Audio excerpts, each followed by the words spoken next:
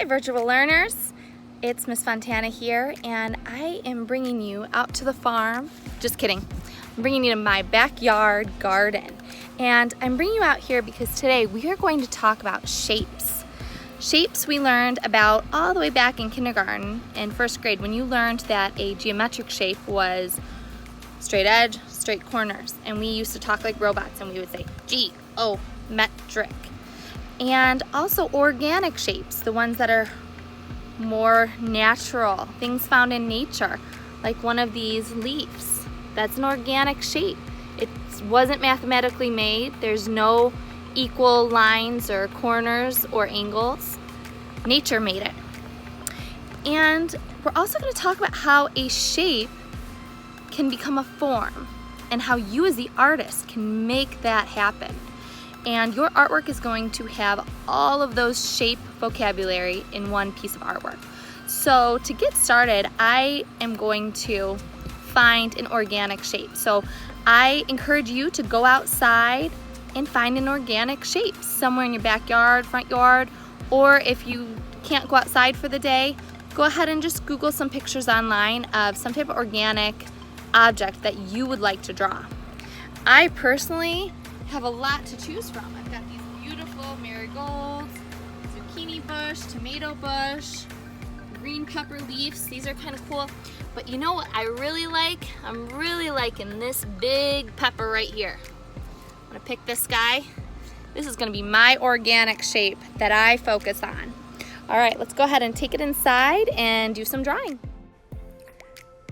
All right, for this project, you're gonna need paper, any type of scraps you can find around the house, whether it's newspaper, paper bag, maybe sandpaper, or even aluminum foil, anything like that would work. Glue stick, pencil, marker. And what you're gonna do first is you're gonna cut the pieces of scrap paper that you found, and you want to cut them in geometric shapes. So something that was mathematically created, like a square, triangle, rectangle, rhombus, whatever type of geometric shapes you're feeling. And then you want to try to balance it on your paper. See how I'm playing around with which way I like these papers to go. I'm flipping them, I'm turning them, I'm kind of playing with how they go on the paper. I don't want them all on one side, all on the bottom or all on the top. I'm trying to balance them. And then I glue them down once I'm happy with where they're balanced. So I've really worked out my space. And then I'm going to come in with my pencil and do a contour line drawing of whatever organic form I found that I wanted to draw. And so I'm doing a pepper. You could do any type of vegetable, any type of leaf, any type of nature would work. So you can either go in your fridge or outside and try to find a cool shape that you like. Maybe it means something to you. It's your favorite vegetable, favorite fruit. I always like making art that's more meaningful to you. I love these peppers because I grew them myself, and so they're something special to me. So right now, as my eye is tracing around these bumps and these edges, my hand is tracing it. So that's how you do that contour line drawing. My hand is just tracing every line and edge of that pepper that my eye was tracing. Once you're done trying to draw your form, and feel free if you don't have anything at home, you can just kind of draw along with what I'm drawing too. Then I'm going to start to shade, and shading is important because that is how we change our shape to a form, which is really important to learn that skill in art. And so I'm going to draw very lightly first.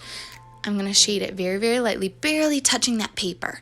And then I'm going to come in and start to push down a little bit harder, and just layer those harder parts. Don't push down with all your might because then you just get lines that kind of stick through your paper.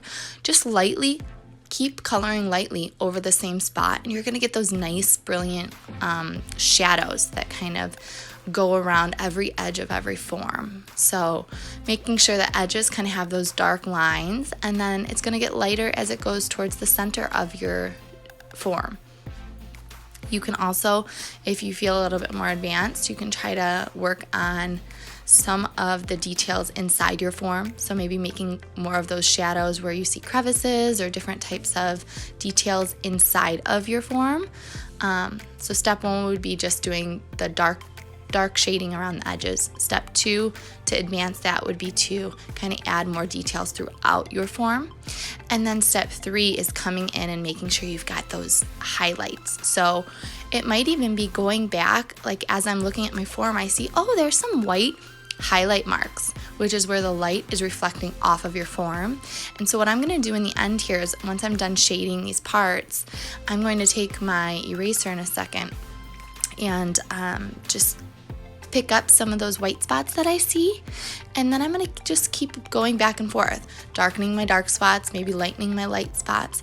Take a step back, look at your form and your picture and see kind of the differences between the two, and then work on it a little bit more. And that's kind of how I always work, is kind of take a step back from your picture, maybe even have someone else look at it and say, hey, am I missing any values? Am I missing any darks or lights?